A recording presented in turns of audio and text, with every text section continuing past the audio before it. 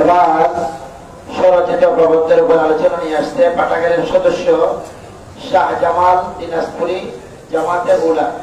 তার বিষয় ইসলামের নারী অধিকার ও তার মূল্যায়ন।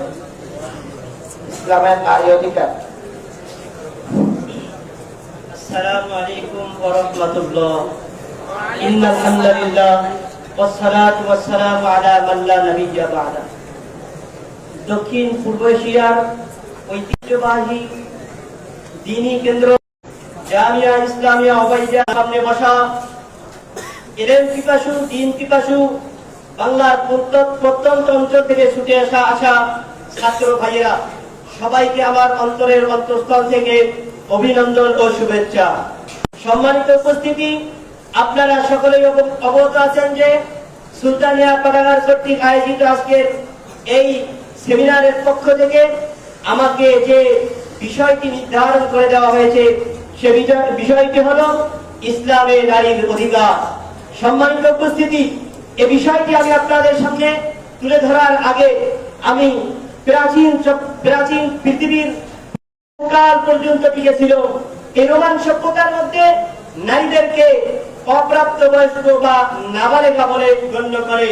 মুহতারাম হাজিরিন, শুধু কি তাই, নারীদের বিবাহের পরে নারীদের ব্যক্তিগত যত সম্পদ ছিল থাকতো সমস্ত অনুমতি রাখত।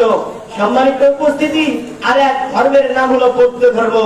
এই বৌদ্ধ ধর্মের মধ্যে তিনি বলেন যে মানুষের মধ্যে সব থেকে বিপদ যারা তারা হলো নারী গোষ্ঠী। সম্মানিত উপস্থিতি, আমরা সবাই জানি হিন্দু ধর্ম। হিন্দু ধর্মের মধ্যে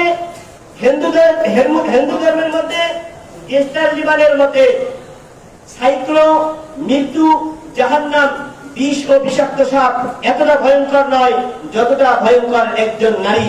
সম্মানিত উপস্থিতি, জাহেলিয়াতের যুগের কথা কি বলবো? জাহেলিয়াতের যুগের কথা আমরা সকলেই জানি। জাহেলিয়াতের যুগ এমন এক বর্বর যুগ ছিল যে যুগে নারীদের উপরে এমন কোন জুলুম ছিল না, এমন কোন নির্যাতন ছিল না যেটা নারীদেরকে সহ্য করতে হয় নাই।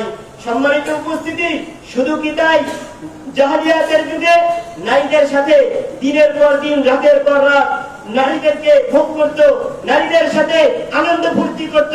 কিন্তু দিন শেষে যখন মাস ফুরিয়ে যায়, নারীদের হায়েস্ট নেপাদের সময় হয়ে যায়, তখন নারীদেরকে কি করা হতো?